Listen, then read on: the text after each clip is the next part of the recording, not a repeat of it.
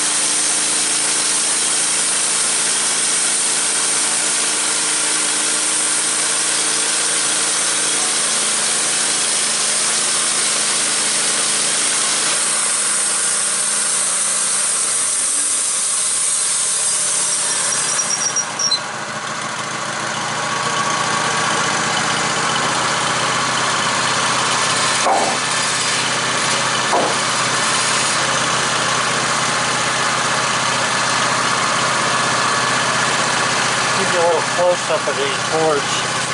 They're very nice.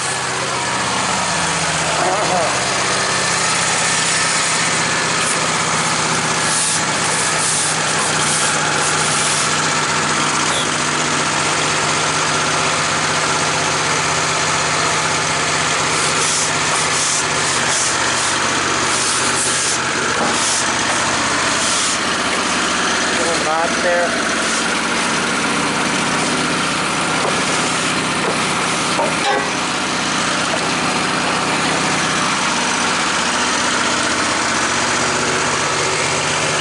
Those are 14 inches wide. It's not that the LT15 can't cut 14 inches, because it's certainly been doing that all morning here. But it is a lot of red oak to cut for a small mill. And I'm not giving it no excuses. It's doing a good job cutting. I'm just saying.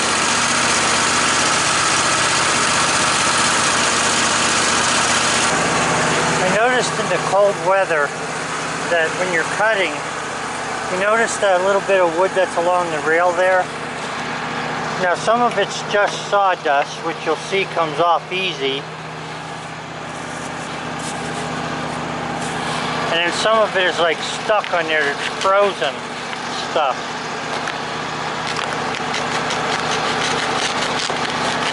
That has to come off. It kind of makes the turning of the handle a little tough because of that frozen stuff that's on there. So, you know what, I might want to keep an eye open for that. If it seems like the mill's getting harder to turn, you might want to clean this rail up here. Now where the sun's hitting it, it's not so bad, but at the temperature's around 31 degrees, somewhere in there. And with the shady side of this thing, you can see that's where the shavings were freezing up a little bit, or the sawdust rather. Guys, also, I wanted to tell you that since the other day I couldn't really do anything because it was raining, freezing rain yesterday, I started making a spreadsheet on all of the aspects of sawing and how much it costs and stuff. Because some people are under the impression that because I sold a cant the other day for $800 that I put $800 in my pocket. That's far from the truth. So I'm going to explain to you how much it costs to actually get lumber to the stage that this is at, or even further, in the next couple of video series. So I might add the first section of it to this video. One of the other things also, guys, just sit here for a second. If you, I'm going to grab a little bit of sawdust in my hand here. Like, let's say you have sawdust piled up against the stop like this. Maybe it's, now this is, I'm just trying to show you something I just cleaned up. I should have showed it to you before I cleaned it up. Like, let's say that's frozen on there, something like that. Now you throw a board on that and you're actually holding this end of the board up. It could be whatever, you know, 1/8 of an inch, 1/4 of an inch. And because the saw cuts so straight that you'll see that 1/4 or 1/8 of an inch in the board when you cut it. So you need to make sure that the bunks are clean, good and clean, when you are working with the board. Now I noticed today, because the temperature is hovering around freezing, that some of the sawdust, because the metal is actually a little colder, now it's starting to warm up, but some of the sawdust would hit this, like when you're turning the boards different ways, or turning the cant, and it would freeze onto there. So what can happen is if you have sawdust, like say in this area, and the cant's twisted like that, in other words it's down here but up off here a little bit, and you don't notice it, what will happen is you're actually making, and for lack of better terms, I'll call it an artificial cup. So the board's going to tend to roll a little bit, and you can tell that when you put the cant down. If you pull the cant against the stops here and it rolls a little, you know you got to make a cut to square that up. I guess maybe some of this would be a good idea, like right here.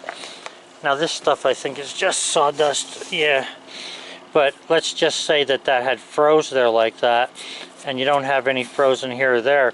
It's going to want to rock. So if it rocks this way, and once you tighten against it, it usually turns this direction, you know, you'll get an angle cut, and that angle cut tends to make the board rock back and forth. So it's a good idea to keep things clean while you're working and doing the cutting.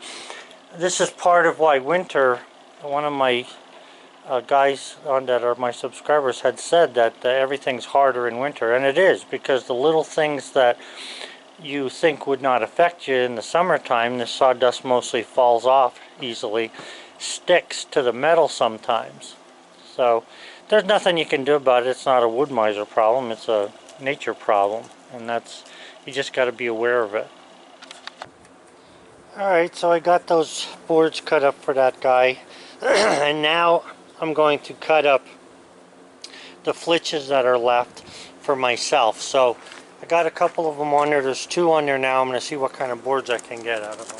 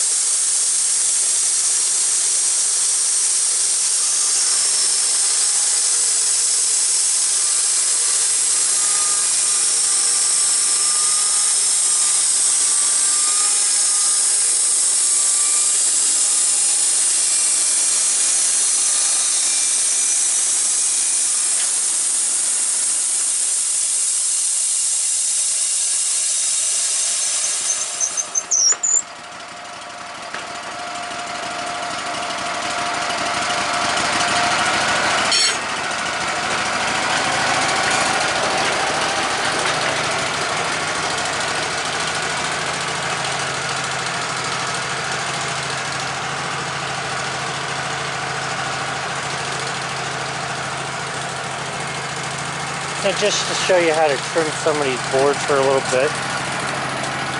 You can see that I still have a little bit of bark on here, so you know there's some wane there. So I'm going to cut this down a little bit. Looks like this board warped overnight as well. And I did have a bad cut at the start of some of these. And what happened was, when you sharpen these blades by hand, you've got to make sure that you're sharpening perpendicular up and down to the metal.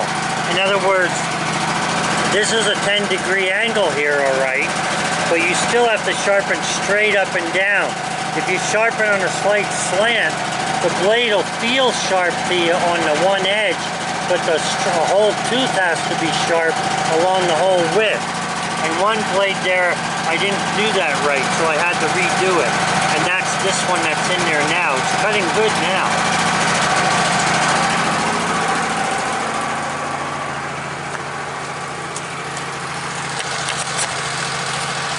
We're getting above freezing here. Nice sunny day. What do we got in there? 91 and 40. That's looking good.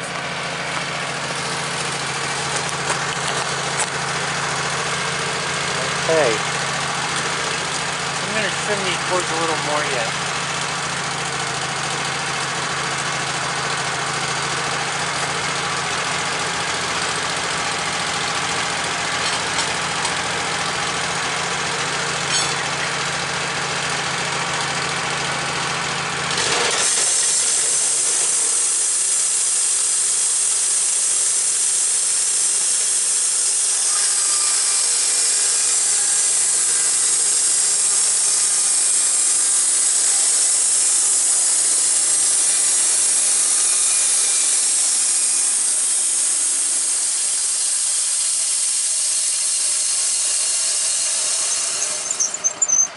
These boards I'm going to save. I can use these for stickers.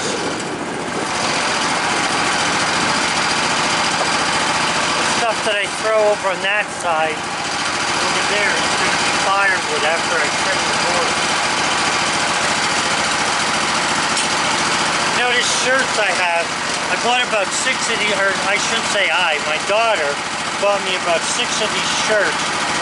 It's called Hickory something or other. I don't know, Hickory something, but I bought them from, or she bought them from an outfit called Bailey's, which sells sawmill and lumber stuff. The shirts are very warm, they're baggy, they're warm, all wool. Buttons fall off them easily, but the problem with them is when you're cranking the Woodmizer, you get caught on here. It's not like it's, you know, harmful to your health or a safety hazard. It's just that I wish I had these with a sleeve on them that grabs a hold like a sweatshirt sleeve. That would be better. I'm gonna have to get my wife to sew these shut.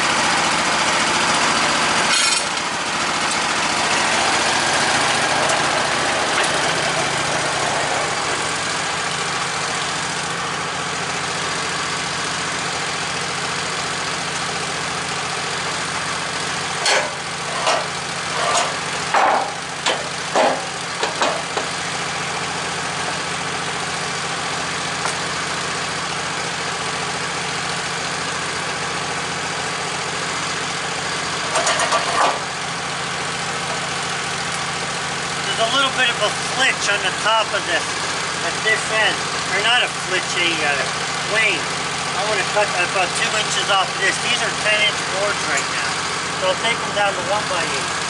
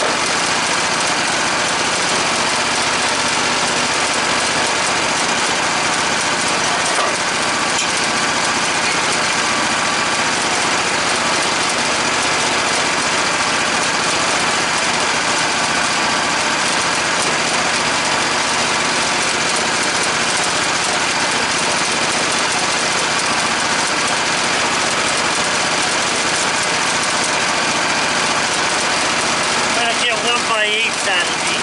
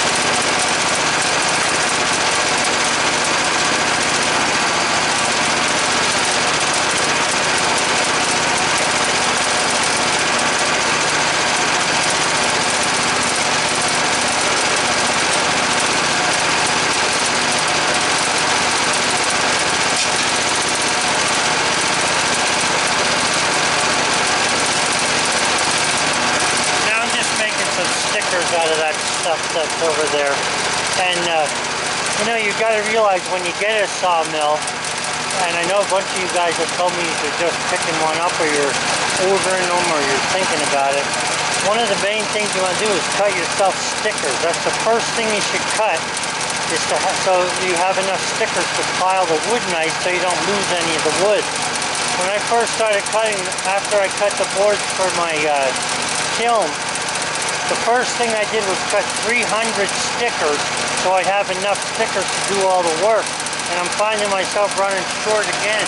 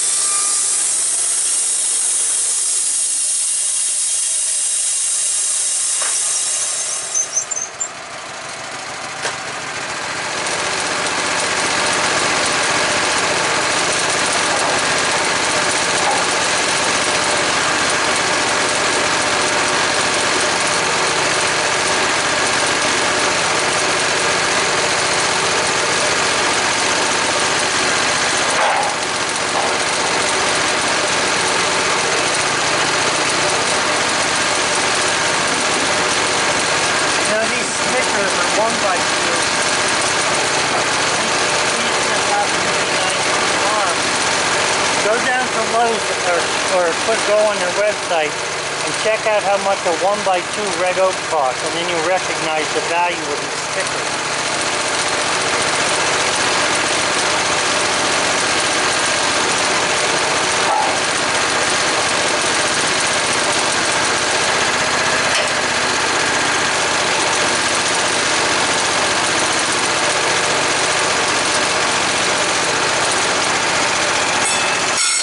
It doesn't take much for red oak to stain or to get stained by something.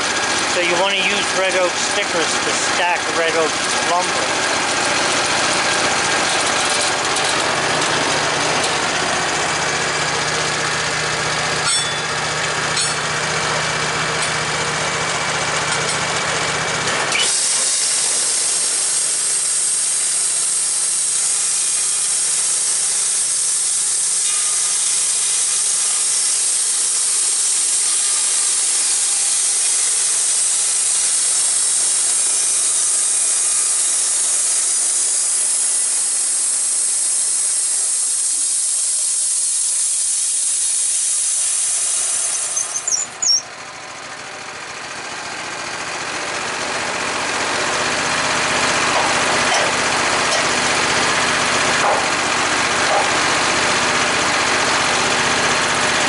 Look at these, you can see the ends of them are bad, but I have at least 4 foot on this end that I can make a sticker from. So I'm going to go for the 4 foot end after I go to trim these up.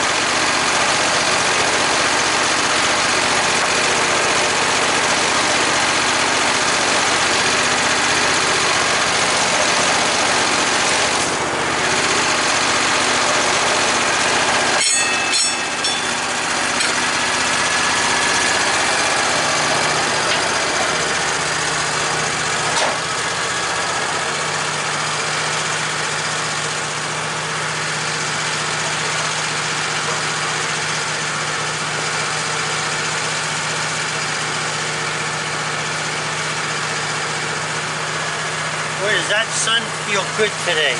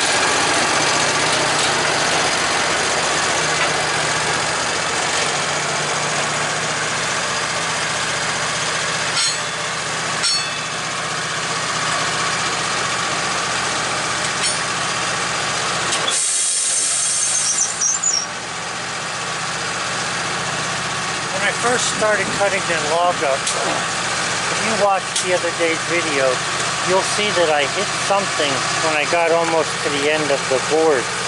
So what I'm after right now is I'm going to just run over top of that and see if I can straighten that up. It's got a little wave to it.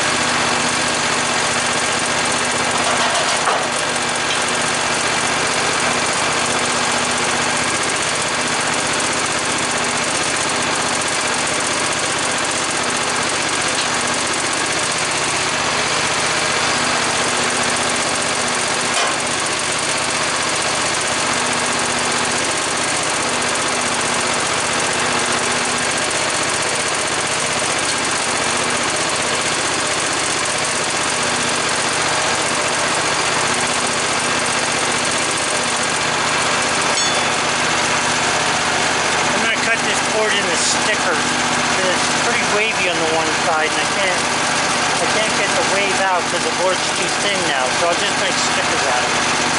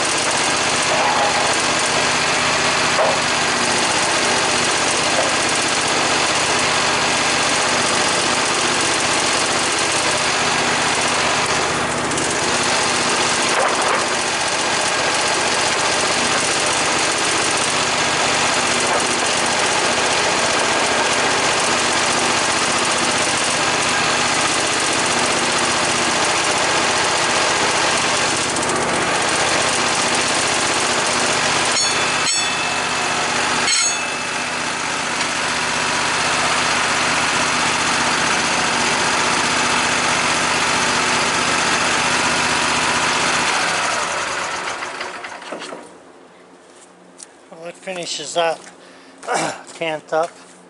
So I've got quite a few boards here, and the guy who bought them, he's got quite a few boards. So 1, 2, 3, 4, 5, 6, 7, 8, 9, 10, 11, 12, 13, 14 1 by, and on this side here there's two 2 by 14s that we'll use for legs, for tables probably. Now this crack on this end here didn't go that far through, so I'm going to be trimming these boards off so that they stay nice and straight before I put them into the kiln then.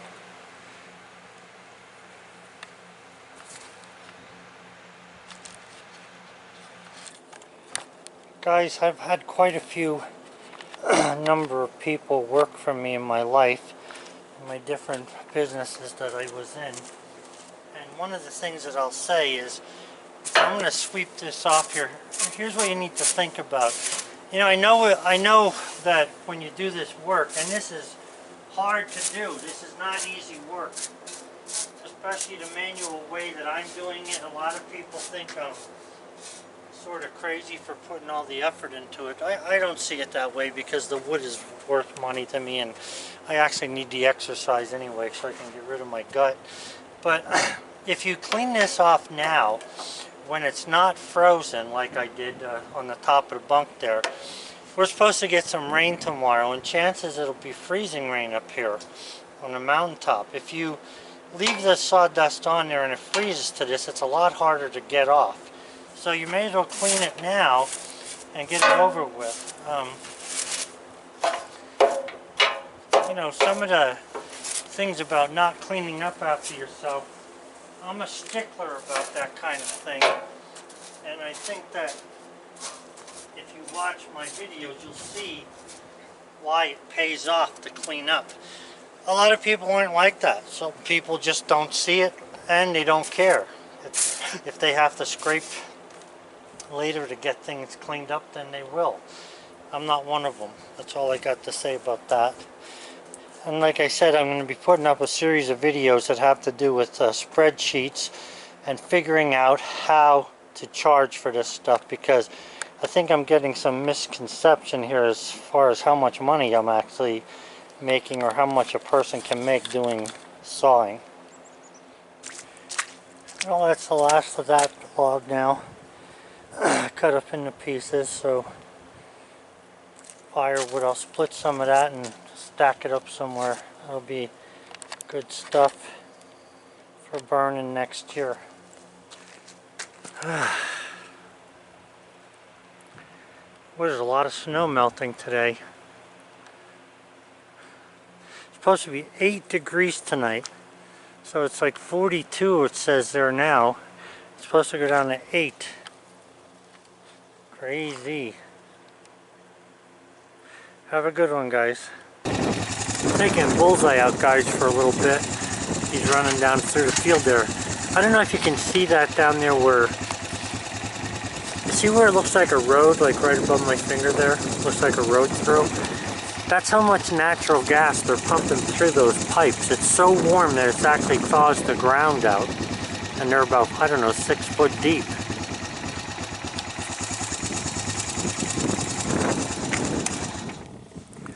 Nice day today. It's almost 40. It's 40 on my one thermometer. I think it's more like 30, in the upper 30s a little bit. But things are thawing hard.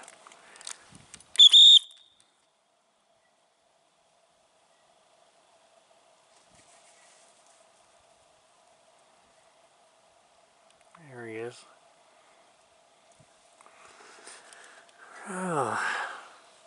That's around 3:30 or so. I'm going to go clean up a little bit more over there. I wanted to get him out in this nice weather. He really likes this stuff.